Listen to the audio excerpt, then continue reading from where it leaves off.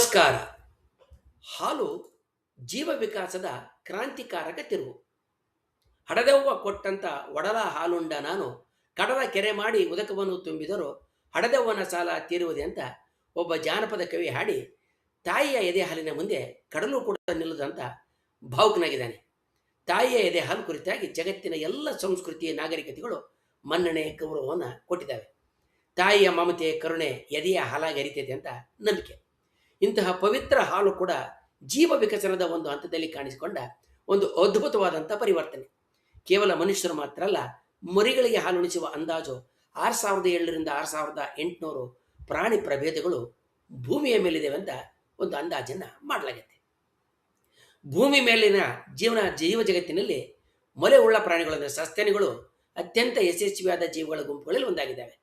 ಇಂದಿನ ಮಾನವರು ಆನೆಗಳು, ಸಿಂಹಗಳು, ತಿಮ್ಮಿಂಗಲಗಳು, ಬಾವಿಲುಗಳು ಮತ್ತು ಸಾವಿರಾರು ಇತರ ಪ್ರಾಣಿಗಳು ಈ ಸಸ್ತನಿ ಹಾಲು ಕೊಡುವ ಎದೆ ಹಾಲು ಕೊಡುವ ಪ್ರಾಣಿಗಳ ಗುಂಪಿಗೆ ಸೇರಿದ್ದಾವೆ. ಇವೆಲ್ಲವುಗಳನ್ನು ಒಂದೇ ವರ್ಗದಲ್ಲಿ ಸೇರಿಸುವ ಪ್ರಮುಖ ಲಕ್ಷಣ ಅಂತ ಹೇಳಿದರೆ ಸ್ತನಗ್ರಂಥಿಗಳು, ಹಾಲು ಒಸರುವ ಗ್ರಂಥಿಗಳು ಮತ್ತು ಹಾಲುಣಿಸುವ ಸಾಮರ್ಥ್ಯ. ಹುಟ್ಟಿದ ಮರಿಗಳಿಗೆ ತಾಯಿಯ ಹಾಲಿನ ಮೂಲಕ ಪೋಷಣೆ ನೀಡುವ ವ್ಯವಸ್ಥೆ ಇವತ್ತಿಗೆ ನಮಗೆ ಸಹಜವಾಗಿ ಕಾಣಿಸಿದ್ರು ಕೂಡ ಅದರ ಹಿಂದೆ ಕೋಟ್ಯಂತರ ವರ್ಷಗಳ ಜೀವ ವಿಕಸನದ ರಹಸ್ಯ, ಗುಟ್ಟು ಮತ್ತು ಬದಲಾವಣೆ ಅಡಗೈತೆ, ಇತಿಹಾಸ ಸೇರಿಕೊಂಡತೆ. ಕೇವಲ ಒಂದು ಜೈವಿಕ ದ್ರವವಾಗಿ ಕಾಣದವ ಹಾಲು ವಾಸ್ತವದಲ್ಲಿ ಜೀವಿಗಳ ಉಳಿವಿಗಾಗಿ ನಿಸರ್ಗ ಪ್ರಕೃತಿ ರೂಪಿಸಿದ ಒಂದು ಮಾಸ್ಟರ್ ಪ್ಲಾನ್, ಆಚಾರ್ಯ ಯೋಜನೆ. ಸ್ತನಗ್ರಂಥಿಗಳು, ಮೊಲೆ ಹಾಲನ್ನು ಒಸರುವ ಗ್ರಂಥಿಗಳು, ಸ್ತನಗ್ರಂಥಿಗಳು ಹೇಗೆ ಉಟ್ಕೊಂಡವು ಮತ್ತು ಹಾಲು ಏಕೆ ವಿಕಾಸಗೊಂಡಿದೆ ಅನ್ನುವ ಪ್ರಶ್ನೆಗಳು ಜೀವ ವಿಕಾಸಶಾಸ್ತ್ರದ ವಿಜ್ಞಾನದ ಅತ್ಯಂತ ಕುತೂಹಲಕಾರಿ ಅಧ್ಯಯನಗಳಲ್ಲಿ ಒಂದಾಗೈತೆ.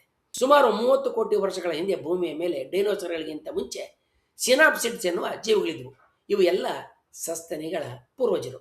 ಈ ಪೂರ್ವಜ ಜೀವಿಗಳು ಇಡ್ತಾ ಇದ್ದ ಮೊಟ್ಟೆಗಳಿಗೆ ಇಂದಿನ ಹಕ್ಕಿಗಳ ಮೊಟ್ಟೆಗಳಂತೆ ಗಟ್ಟಿಯಾದ ಕವಚ ಇರಲಿಲ್ಲ. ಅವು ಬೇಗ ಒಣಗಿ ಹೋಗೋದು ಮತ್ತು ಸೂಕ್ಷ್ಮ ಜೀವಿಗಳ ದಾಳಿಗೊಳಗಾಗೋದು ಒಂದು ದೊಡ್ಡ ಸಮಸ್ಯೆ ಆಗಿತ್ತು. ಈ ಸಮಸ್ಯೆಯನ್ನು ನಿವಾರಿಸೋದಕ್ಕೆ ಚರ್ಮದಲ್ಲಿದ್ದಂಥ ಕೆಲವು ಗ್ರಂಥಿಗಳು ವಿಶೇಷವಾದ ದ್ರವವನ್ನು ಸುರಿಸೋದಕ್ಕೆ ಪ್ರಾರಂಭ ಮಾಡಿದವು. ಈ ದ್ರವ ಮೊಟ್ಟೆಗಳನ್ನ ತೇವವಾಗಿ ಇಟ್ಟು ಇವುಗಳನ್ನು ರೋಗಾಣುಗಳಿಂದ ರಕ್ಷಣೆ ಮಾಡ್ತಾ ಇತ್ತು. ಕ್ರಮೇಣ ಈ ಸುರಿಸಿಕೆಯಲ್ಲಿ ಸ್ರಾವದಲ್ಲಿ ಪ್ರೋಟೀನ್ಗಳು, ಕೊಬ್ಬುಗಳು ಮತ್ತು ಇತರ ಪೋಷಕಾಂಶಗಳು ಸೇರತೊಡಗಿದವು.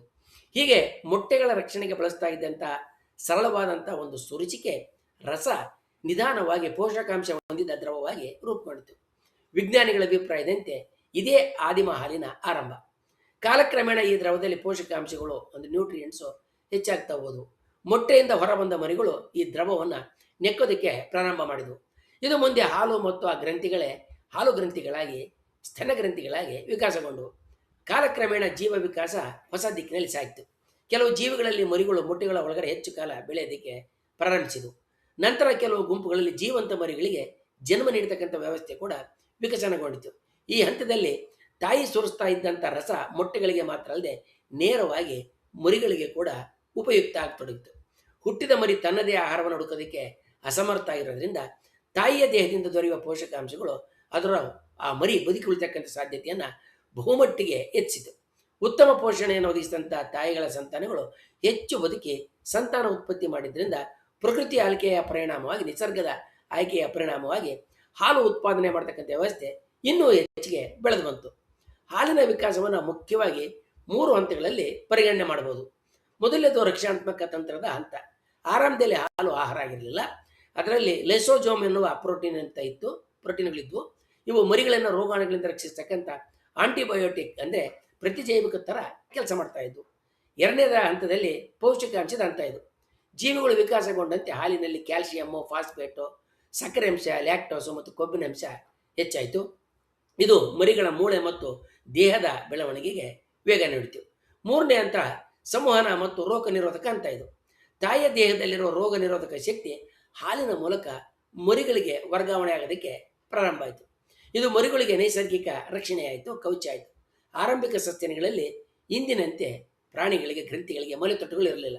ಹಾಲನ್ನು ಒಸರುವ ಗ್ರಂಥಿಗಳಿಗೆ ಮೊಲೆತೊಟ್ಟುಗಳು ಇರಲಿಲ್ಲ. ಇಂದಿಗೂ ಕೂಡ ಬದುಕಿರುವ ಪ್ಲಾಟಿಪಸ್ಸು ಮತ್ತು ಎಕಿಡ್ನ ಮುಂತಾದಂಥ ಆದಿಮ ಸಸ್ತನಿಗಳಲ್ಲಿ ಮೊಲೆತೊಟ್ಟುಗಳಿಲ್ಲ. ಅವುಗಳ ಚರ್ಮ ಇದ್ದ ಮೇಲ್ಮೈಯಿಂದ ಹಾಲು ಒಸರ್ತಾ ಇರುತ್ತೆ ಮತ್ತು ಮರಿಗಳು ಅದನ್ನು ನೆಕ್ಕಿ ಕುಡಿತವೆ. ನಂತರದ ಸಸ್ತನಿಗಳಲ್ಲಿ ಹಾಲನ್ನು ಹೆಚ್ಚು ಪರಿಣಾಮಕಾರಿಯಾಗಿ ಪೂರೈಸೋದಕ್ಕೆ ಮರಿಗಳಿಗೆ ಕುಡಿಸೋದಕ್ಕೆ ಮೊಲೆತೊಟ್ಟುಗಳು ವಿಕಾಸಗೊಂಡವು. ಸ್ತನ್ಯ ಗ್ರಂಥಿಗಳು ಮತ್ತು ಹಾಲಿನ ಆವಿಷ್ಕಾರ ಜೀವಿಗಳ ಇತಿಹಾಸದಲ್ಲಿ ಒಂದು ಬಹುದೊಡ್ಡ ಕ್ರಾಂತಿಯನ್ನು ಸೃಷ್ಟಿ ಮಾಡಿತು. ಇದರ ಪರಿಣಾಮಗಳು ಬಹಳ ವ್ಯಾಪಕ ಮತ್ತು ಕ್ರಾಂತಿಕಾರಕ ಆಗಿದ್ದವು. ಡೈನೋಸಾರ್ಗಳ ಅಂತ್ಯ ಮತ್ತು ಸಸ್ತನಿಗಳ ಸಾಮ್ರಾಜ್ಯದಲ್ಲಿ ಇದು ಒಂದು ಭಾರಿ ಬದಲಾವಣೆಯನ್ನು ತಂತು. ಡೈನೋಸಾರ್ಸ್ಗಳು ಅಳಿದಾಗ ಸಸ್ತನಿಗಳು ಜಗತ್ತಿನ ಆಳೋದಕ್ಕೆ ಹಾಲು ಮುಖ್ಯವಾದಂಥ ಕಾರಣ ಆಯಿತು. ಹವಾಮಾನ ವೈಪರೀತ್ಯ ಇದ್ದಾಗಲೂ ಕೂಡ ತಾಯಿ ತನ್ನ ದೇಹದ ಒಳಗಿನ ಶಕ್ತಿಯನ್ನೇ ಹಾಲಾಗಿ ಪರಿವರ್ತನೆ ಮಾಡಿ ಮುರಿಗಳನ್ನು ಸಾಕಿ ಸಲಹಿ ಬೆಳೆಸೋದಕ್ಕೆ ಸಾಧ್ಯ ಆಯಿತು. ಆಹಾರ ಹುಡುಕುವ ಅನಿವಾರ್ಯತೆ ಬಹಳ ದುರ್ಬಲ ಆದಂಥ ಮರಿಗಳಿಗೆ ಎದುರಾಗಲಿಲ್ಲ. ಎರಡನೇದಾಗಿ ಮೆದುಳಿನ ವಿಕಾಸ. ಹಾಲಿನಲ್ಲಿರ್ತಕ್ಕಂಥ ಸಂಕೀರ್ಣ ಕೊಬ್ಬು ಮತ್ತು ಪೋಷಕಾಂಶಗಳು ಸಸ್ತನಿಗಳ ಮೆದುಳಿನ ತೀವ್ರ ಬೆಳವಣಿಗೆಗೆ ನೆರವನ್ನು ನೀಡಿದು ಕಾರಣ ಅದು. ಮಾನವರ ಇಂದಿನ ಬುದ್ಧಿವಂತಿಕೆಗೆ ಅಂದು ಆರಂಭವಾದಂಥ ಹಾಲಿನ ವಿಕಾಸವೇ ಬೇರು ಅಂತ ನಾವು ಹೇಳ್ಬೋದು. ತಾಯಿ ಮಗುವಿನ ಭಾವನಾತ್ಮಕ ಸಂಬಂಧವನ್ನು ಅವು ತಂದು ಹಾಲು ಉಡಿಸುವಿಕೆ ಕೇವಲ ಹಸಿವು ನೀಗಿಸುವ ಕ್ರಿಯೆಯಾಗಿ ಉಳಿಲಿಲ್ಲ. ಇದು ತಾಯಿ ಮತ್ತು ಮಗುವಿನ ನಡುವೆ ಆಕ್ಸಿಟೋಸಿನ್ ಎನ್ನುವ ಪ್ರೀತಿಯ ಹಾರ್ಮೋನ್ ಸುರಿಸೋದಕ್ಕೆ ಕಾರಣ ಆಯಿತು. ಬಲವಾದ ಸಾಮಾಜಿಕ ಮತ್ತು ಕೌಟುಂಬಿಕ ಬಂಧನಗಳಿಗೆ ನಾಂದಿ ಆಡಿತು. ಬೆಚ್ಚಗಿನ ರಕ್ತದ ಜೀವಿಗಳು ಕೂಡ ಇದರಿಂದ ಹೊರಹೊಮ್ಮುವುವು. ಸಸ್ತನಿಗಳು ಚಳಿಗಾಲದಲ್ಲೂ ಕೂಡ ತಮ್ಮ ದೇಹದ ಉಷ್ಣತೆಯನ್ನು ಕಾಯ್ದುಕೊಳ್ಳೋದಕ್ಕೆ ಹಾಲಿನಿಂದ ಸಿಗುವ ಶಕ್ತಿ ಅವಕ್ಕೆ ನೆರವಾಯಿತು. ಹಾಲು ಕೇವಲ ಆಹಾರ ಮಾತ್ರ ಅಲ್ಲ, ಅದು ಜೀವವೈಜ್ಞಾನಿಕ ಅದ್ಭುತ. ಅದರಲ್ಲಿ ಕೊಬ್ಬು, ಸಕ್ಕರೆ, ಪ್ರೋಟೀನ್ಗಳು, ವಿಟಮಿನ್ಗಳು ಮತ್ತು ಖನಿಜಗಳ ಜೊತೆಗೆ ರೋಗ ನಿರೋಧಕ ಪ್ರತಿಕಾಯಗಳು, ಆ್ಯಂಟಿಬಾಡೀಸು ಇರ್ತವೆ. ಹೀಗಾಗಿ ಹಾಲು ಮರಿಗಳ ದೇಹಕ್ಕೆ ಪೋಷಣೆಯನ್ನು ನೀಡೋದ್ರ ಜೊತೆಗೆ ಅವುಗಳನ್ನು ಇತರ ಸೋಂಕುಗಳಿಂದ ಕಾಪಾಡ್ತೈತೆ. ಹೊಸದಾಗಿ ಹುಟ್ಟಿದ ಮರಿಗಳಿಗೆ ಹಾಲು ಮೊದಲ ಆಹಾರ ಮಾತ್ರ ಅಲ್ಲ, ಮೊದಲ ಔಷಧಿನೂ ಕೂಡ ಹೌದು.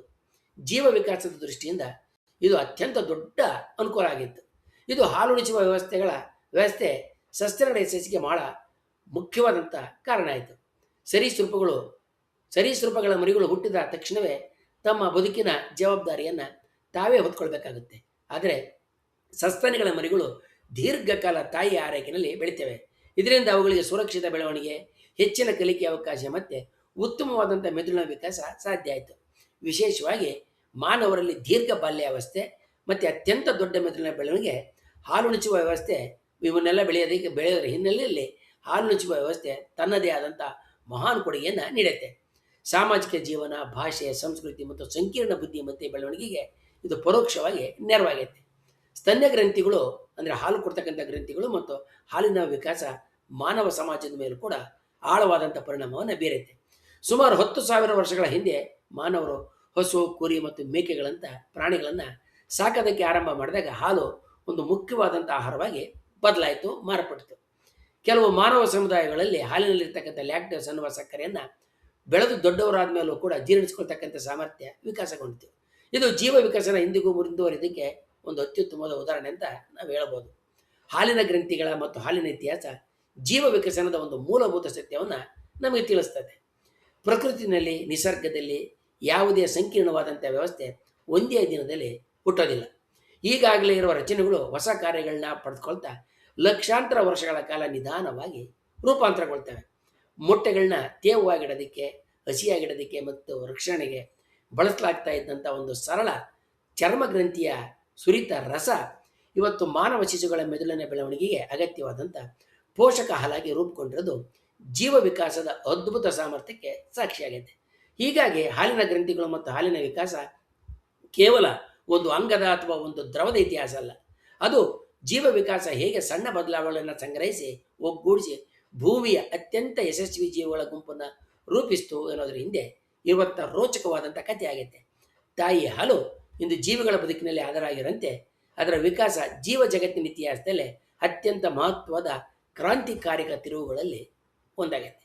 ಇದು ಹಾಲಿನ ವಿಕಾಸ, ಮಹತ್ವ ಮತ್ತು ಸಾಮಾಜಿಕ ಭಾವುಕ ಮಹಿಮೆ. ಮುಂದಿನ ವಿಡಿಯೋದಲ್ಲಿ ನಾವು ಜೀವ ವಿಕಸನದ ಹಾದಿನಲ್ಲಿ ಹಲವು ಜೀವಿಗಳು ಹೇಗೆ ತಮ್ಮ ಉಳಿವಿಗಾಗಿ ವಿಶಿಷ್ಟ ಗುಣಗಳನ್ನು ಬೆಳೆಸ್ಕೊಳ್ತಾ ಮುಂದೆ ಬದಲಾಗಿ ಹೇಗೆ ಈಗಿನ ರೂಪಕ್ಕೆ ಬಂದು ಅನ್ನೋದನ್ನು ತಿಳ್ಕೊಳ್ಳೋಣ. ವಂದನೆಗಳೊಂದಿಗೆ.